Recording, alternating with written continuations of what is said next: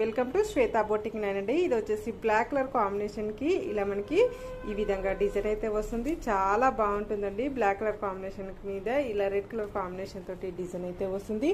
Blouse వచ్చేసి contrast blue red colour combination తోటి ఇలా మనకు జెకార్డ్ డిజైన్ తోటి ఈ విధంగా అయితే వస్తుంది. మంచి రెడ్ కలర్ కాంబినేషన్ తోటి ఈ విధంగా బ్లౌజ్ అయితే వస్తుంది.